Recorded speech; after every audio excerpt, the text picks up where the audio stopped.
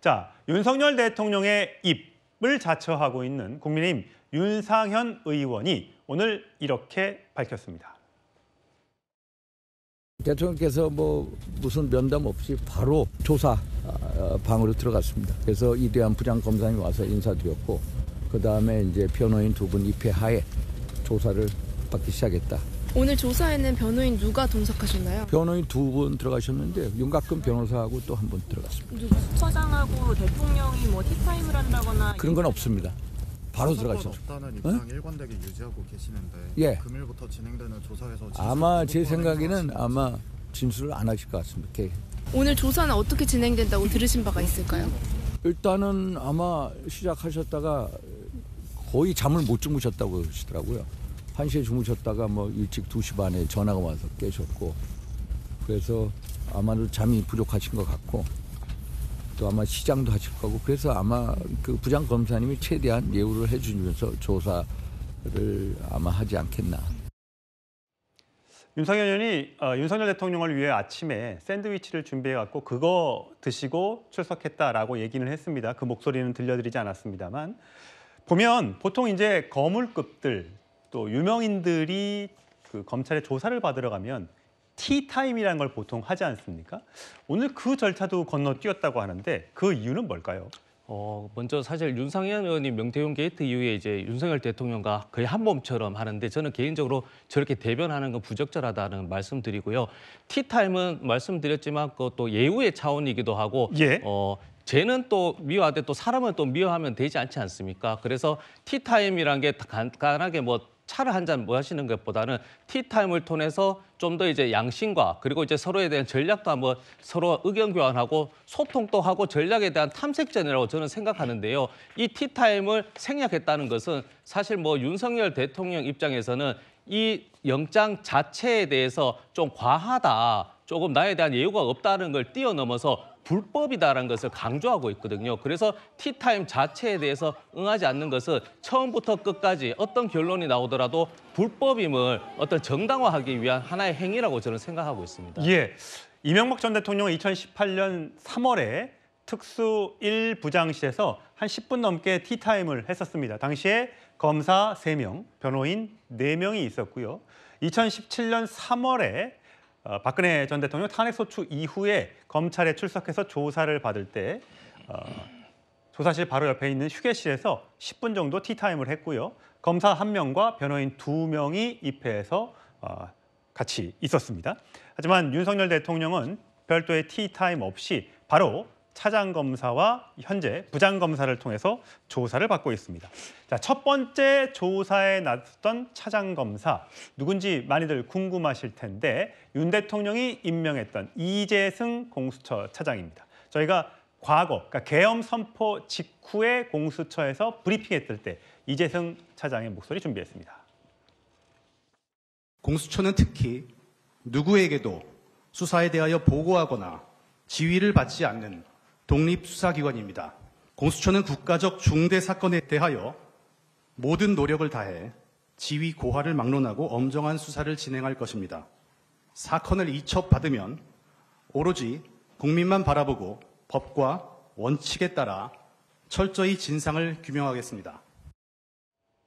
예, 김근식 교수님. 지금 보면 이재승 차장, 검사 출신입니다. 사실 공수처장이 판사 출신이라 과연 제대로 조사를 할 수 있을까라는 생각 때문에 검사 출신을 작년 7월에 변호사 하던 사람을 데리고 왔죠. 예. 그다음에 지금 현재는 이대환 부장검사가 지금 현재 조사를 하고 있다고 합니다. 어쨌든 법조인 후배인데 그 조사에 있어서는 이런 선후배 관계는 전혀 상관이 없겠죠. 그럼요. 지금 국가적인 중대 관심 사안으로 지금 이 절차가 진행이 되고 있는 것이고 지금 오종훈 우리 그 공수처장은 판사 출신이지 않습니까? 그러니까 실제로 이른바 수사와 관련돼서 조사를 하고 피의자하고 이렇게 신문하는 것은 사실 해본 적이 없는 사람이죠. 그러니까 지금 현직 대통령 신분을 갖고 있는 윤석열 대통령을 실제로 조사실에 불러서 조서를 쓰면서 질문을 하고 답변을 듣고 이렇게 하는 것은 해본 경험이 없는데 지금 이재승 차장과 이대환 부장검사는 그런 것으로 이제 검찰 생활을 해왔기 때문에 실제적으로 이제 그런 노하우와 경험이 있는 것으로 보이고요. 다만 대통령이 지금 이번에 공수처의 이 체포영장에 수능을 해서 공수처까지 오는 과정에서도 이 체포영장은 불법이지만 내가 스스로 결심해서 체포에 내가 응하기로 했다라는 입장이기 때문에 공수처가 내란죄에 대한 수사를 할 수 있는 권한이 애초부터 없다고 생각을 하고 있는 것이라서 제가 볼 때는 검사 두 분은 뭐 나름대로 베테랑으로서 할 수 있는 준비를 다 했겠습니다만 실질적으로 원만한 질의와 답변은 없을 것으로 예상이 됩니다. 근데 지난번에 이재승 차장이 1차 체포영장 집행의 실패 이후에 기자들에게 백브리핑 하던 도중에 그렇게 경호처에서 강력하게 나올 줄 몰랐고 그렇게 경호처에 사람들이 많은 줄 몰랐어요. 예상을 못했어요. 라고 얘기했다가 한번 호되게 혼이 난 적이 있었다는 점에서 과연 이번에 제대로 수사가 이루어질 수 있을지 의심을 갖는 분들도 더러 계시더군요. 자, 지금 윤석열 대통령이 조사를 받고 있는 곳, 장소, 공수처 3층입니다. 3층에 마련된 조사실인데 수사관이 앞에 있고 윤 대통령이 앉아있고 그 옆에 변호인이 앉아 있었습니다. 이재승 처장이 1차 조사를 1시 반쯤에 마쳤고 현재 이대환 부장검사가 2차 조사를 하고 있습니다. 영상 녹화를 할 수 있는 곳이지만 영상 녹화를 거부해서 현재 녹화는 이루어지지 않고 있습니다. 자, 함 대변인, 어쨌든 법조인이시니까 제일 궁금한 게 체포영장이 청구가 되면 이렇게 구금할 수 있는 시간이 48시간이라면서요. 그러면 48시간 안에 풀어주거나 또는 구속영장을 청구해야 되는 거죠.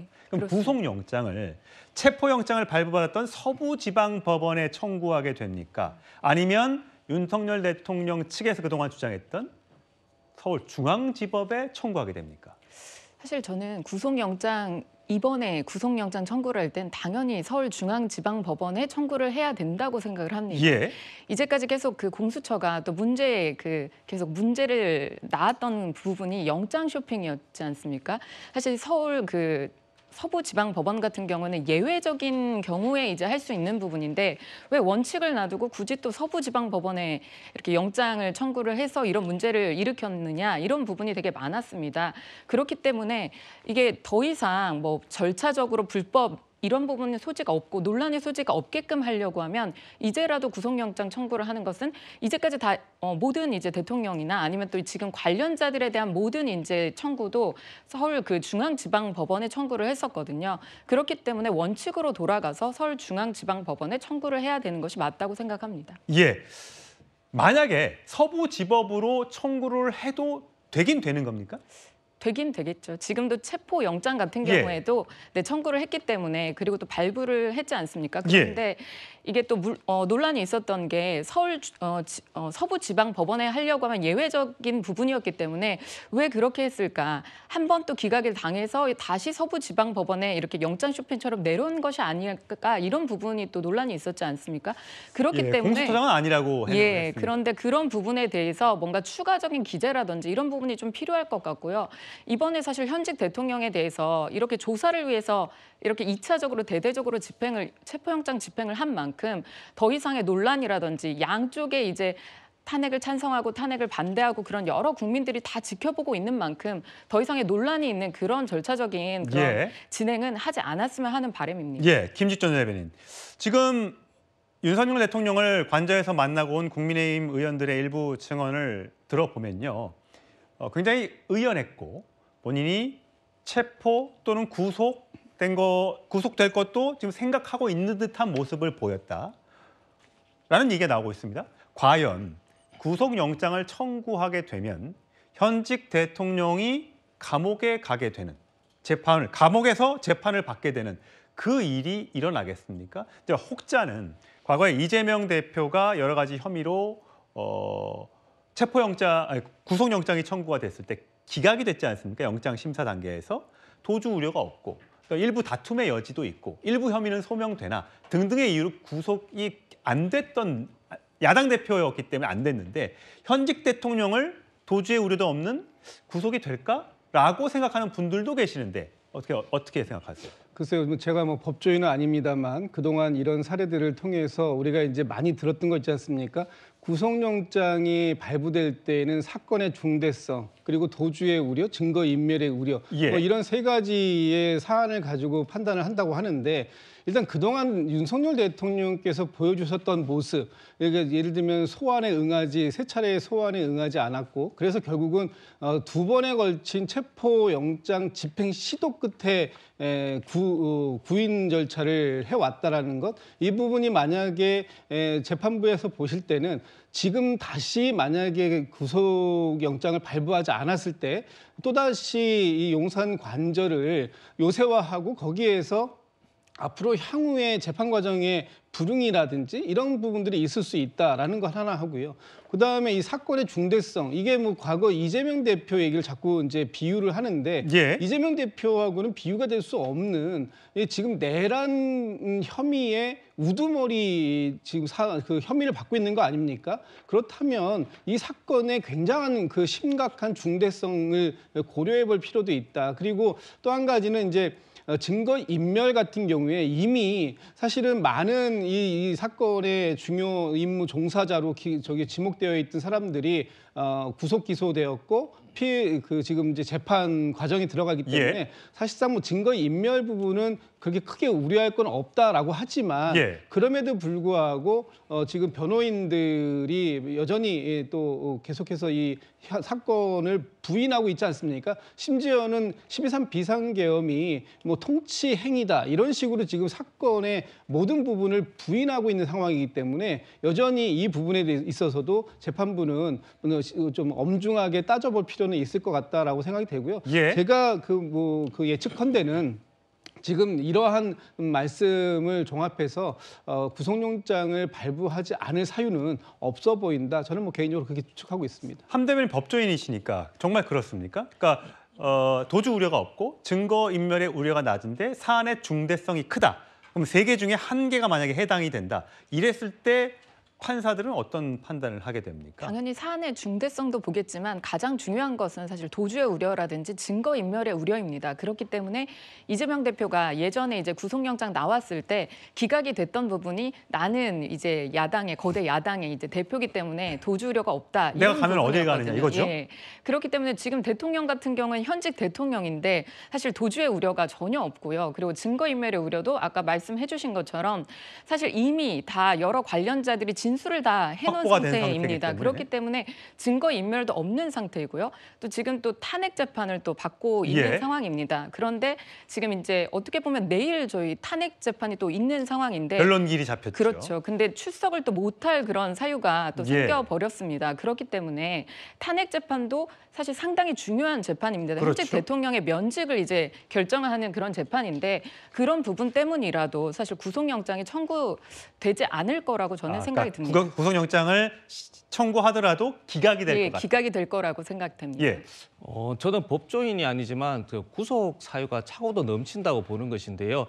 그 1월 14일 오늘이 아니라 만약에 12월 14, 15일 날 그 상태면 불구속 수사, 서면 조사도 해도 됩니다. 그러나 한 달 동안 비상계엄 이후에 본인이 통치행위라고 주장하고 있고 그 변호사는 이 지금 비상계엄이 성공해야 되는데 하는 지금 또 비상계엄에 진행이 되고 있다고 지금 변호하고 있거든요. 그리고 도주 우려가 없다고 하지만 도주 우려 있죠. 왜냐하면 관저에서 무려 40일 동안 어디에 계신지를 몰랐습니다. 저희는 사실은 그 안에 어떤 여러 가지 통로가 있을 수도 있는 것이고 또 만약에 불구속 수사했을 때 다른 곳에 가서 또 요새화, 제2의 관저화 할 수 있는 것이고요. 증거인멸 또 할 수도 있습니다. 뭐 여러 가지 폰이라든지 여러 가지 증인들 관련해서 내가 지시한 게 아니라 다른 분이 지시했다. 혹은 다른 역술인이나 다른 영향에 의해서 내가 일시적으로 이용당했다고 말 맞추기 할 수 있는 그런 환경이 너무나 넘치기 때문에 구속할 사유는 넘친다고 저는 생각하는 것이죠. 예, 김 교수님. 저는 이제 구속이 될 거냐 말 거냐는 뭐 결국 영장 전담 판사가 맡으셔서 법률과 양심에 따라서 판결할 거로 보이고, 다만 민주당에서는 구속을 꼭 해야 된다는 식으로 이렇게 압박하는 걸 해서는 저는 안 된다고 봐요. 왜냐하면 이재명 대표가 이끄는 민주당이 그런 말할 자격이 있나요? 저는 그건 아니라고 생각합니다. 야당 대표이기 때문에 어디 갈 데가 없으니까 그 수많은 단식도 하고 불체포 특권 뒤에 숨어가지고 시간을 끌고 자기 또 방탄에 앞장설 수 있는 국회의원 공천 줘서 배지 달게 해주고 또 재판부에서 또 엄청나게 많은 압박들이 있었지 않습니까? 심지어는 검찰들은 또 탄핵하고 재판부 기피 신청하고 이렇게 계속 벅구라이처럼 해오면서 지금 불구속 상태에서 재판을 받고 있잖아요. 그런데도 불구하고 지금 이번에 1심에서 공직선거법 위반으로 유죄 판결 받았는데도 이걸 시간을 끌기 위해서 또 뭐 패문부제니 뭐 송달거분이 엄청나게 다 했던 거 아닙니까? 저는 그래서 아직은 현직 대통령입니다. 대통령 신분의 이번에 체포영장의 집행이라는 것은 조사를 받아야 하니 나오시라고 했는데 나오지 않았기 때문에 법원이 영장을 발부하는 걸 저는 생각을 해요. 그렇다면 사실 조사를 하는 것으로서 그 가치는 끝나는 겁니다. 예. 그렇다면 구속을 할 거냐 말 거냐는 정말 사안의 중대성과 도주 우려와 증거인멸 우려가 있는지 법원이 알아서 판단하면 되는 것이고요. 예. 저는 현직 대통령이 대한민국 경제 12대국인데 구속된 상태에서 재판을 임한다? 지금 야당 대표는 저렇게 돌아다니면서 큰소리 치고 있는데 그럼 야당 대표 죄가 저는 내란죄 죄보다 작을까요? 저는 그렇게 생각하지 않습니다. 물론 이 비상계엄이라는 게 너무나 충격과 큰 분노를 일으킨 건 맞습니다만 일단 실패한 계엄이지 않습니까? 그러나 지금 이재명 대표가 받고 있는 재판은 제가 생각할 때 법죄는 아닙니다만 만약에 유죄로 다 인정되면 적지 않은 형량이 나올 수 있는 분입니다. 그래서 구속을 꼭 해야 되고 감옥에 쳐넣어야 된다. 이런 식의 감정적인 선동하는 거 있는 그대로 절차에 따르시길 바랍니다. 예. 아직까지 뭐 구속영장이 신청되거나 청구되지는 않은 상태입니다. 조사가 끝나봐야 이틀간의 조사가 끝나봐야 공수처가 판단을 하고 서울중앙지법에 청구를 하게 될지 서부지방법원에 청구를 하게 될지 영장 판사는 어떤 판단을 하게 될지 아직까지는 모든 게 미정입니다. 지켜보도록 하시죠.